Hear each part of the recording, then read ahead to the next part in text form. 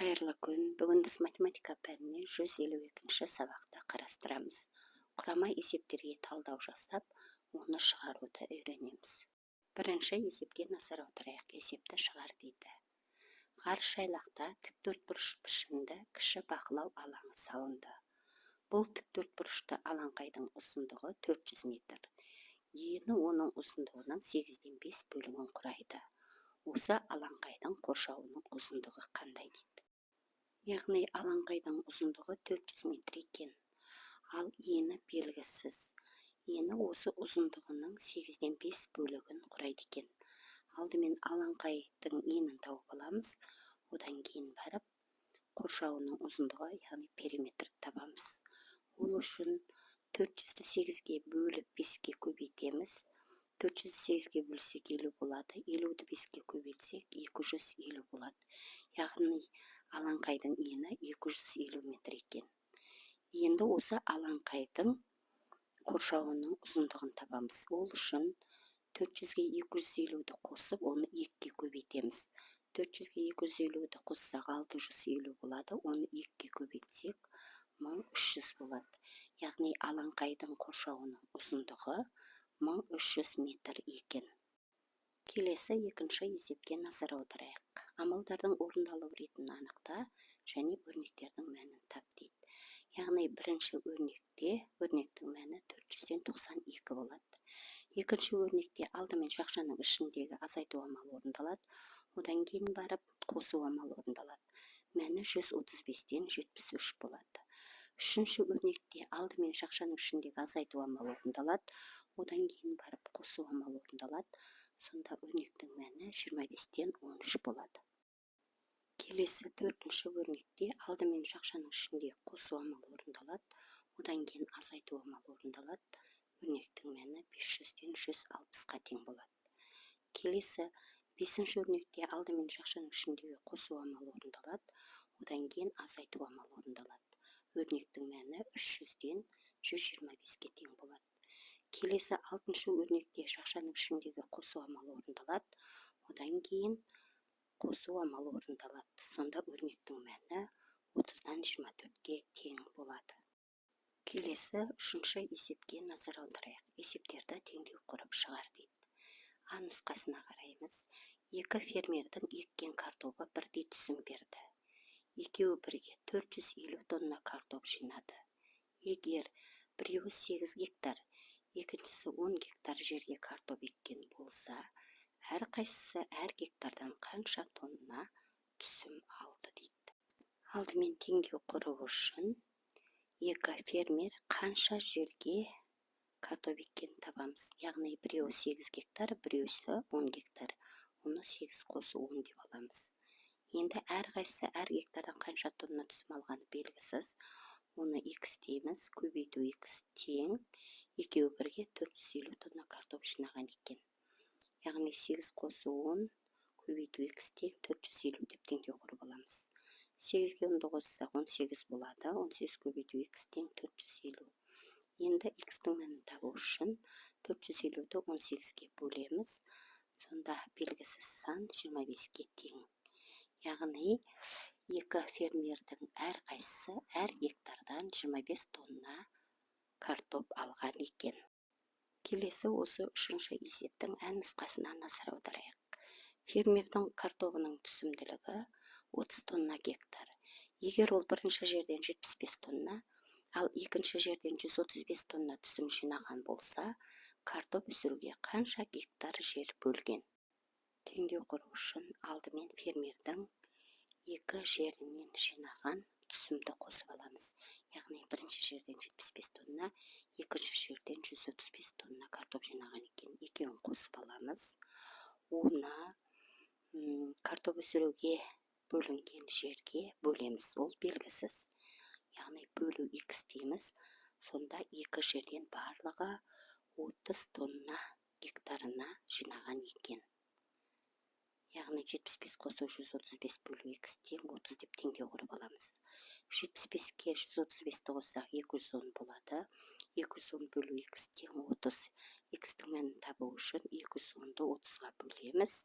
X-тің мәні 7-ге тең.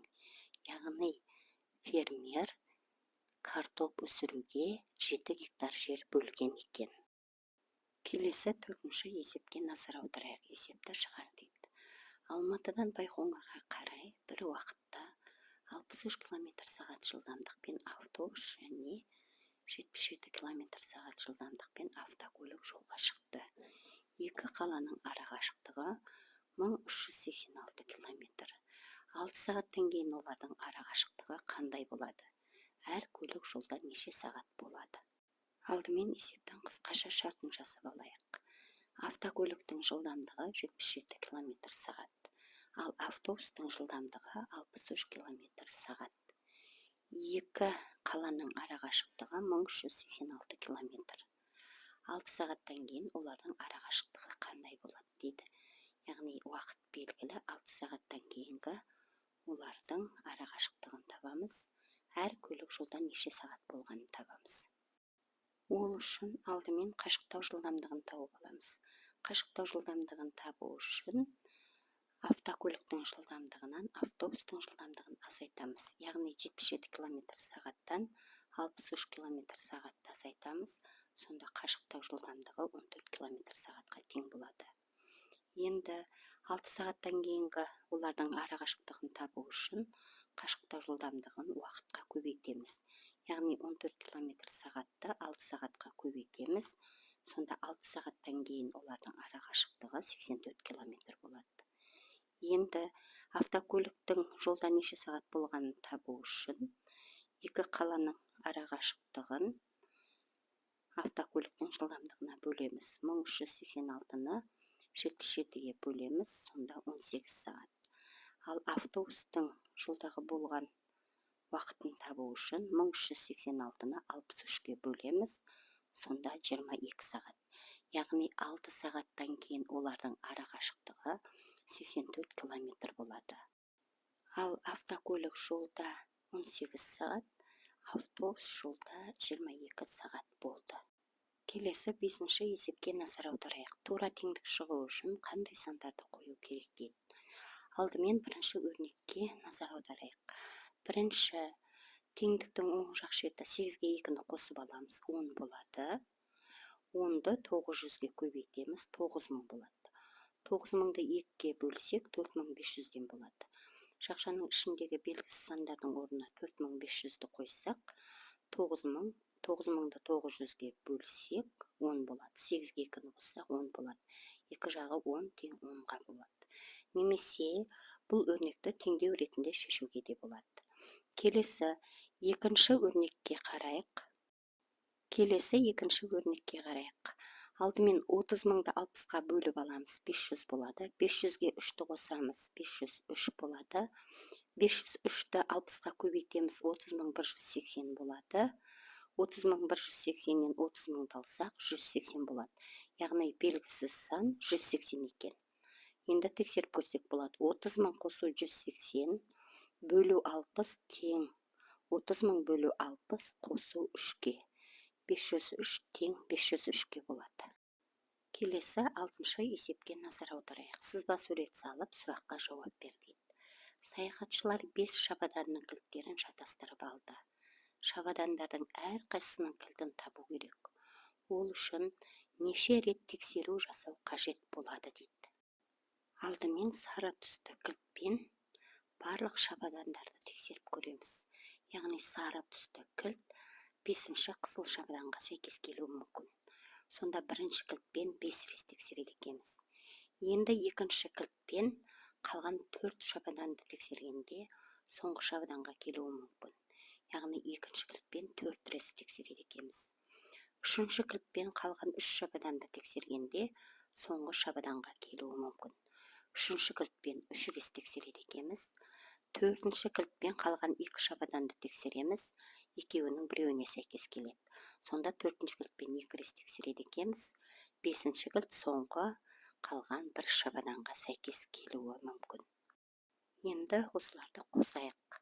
Бірінші кілтпен 5 рет, екінші кілтпен 4 рет, үшінші кілтпен 3 рет, төртінші кілтпен 2 рет, соңғы 5-ші кілтпен 1 рет тексереміз. Сонда барлығы 15 болады екен. Яғни 15 рет тексеру қажет екен. Келесі жетінші есепке назар аударайық. Есепті шығар дейді. Тік бұрышты параллелепипед пішінді жәшіктің ұзындығы 40 см, ені 30 см, биіктігі 20 см екен. Егер шырын құйылатын әр тік бұрышты параллелепипед пішінді қораптың өлшемі 10 см, 5 см және 20 см болса, жәшікке қанша қорап шырын сияды дейді. Алдымен ұзындығы 40 см, ені 30 см, биіктігі 20 см болатын жәшіктің көлемін тауып аламыз. Ол үшін ұзындығын, енін, биіктігін көбейтеміз. Яғни 40 см-ге 30 см-ді, оған 20 см-ді көбейтеміз. Сонда көлемі 24.000 куб сантиметрге тең болады.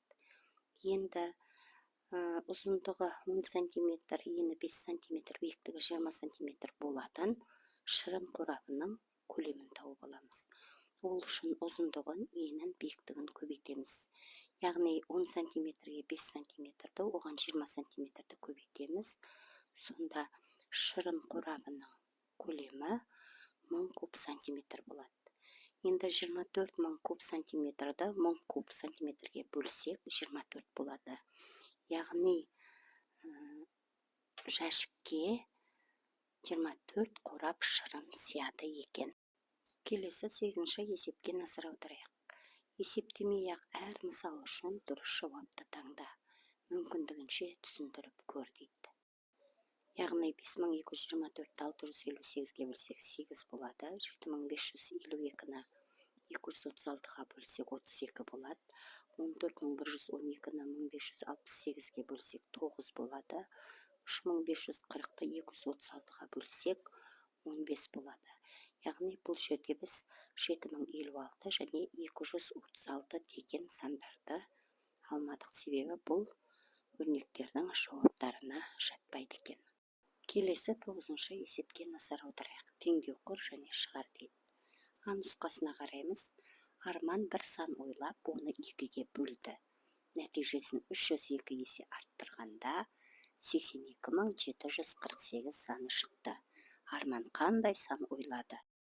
Яғни арманның ойлаған саны белгісіз, оны 2-ге бөліп, шыққан санды 302-ге көбейткенде 82748 деген сан шықты. Яғни осылай теңдеу құрып аламыз. X бөлу 2 тең 82748-ді 302-ге бөлеміз. X бөлу 2 тең 82748-ді 302-ге бөлсек 274 болады. X-тің мәнін табу үшін 274-ті 2-ге көбейтеміз. X-тің мәні 548-ге тең. Енді тексеріп көрейік. 548 бөлу 2 көбейту 302 тең 82748.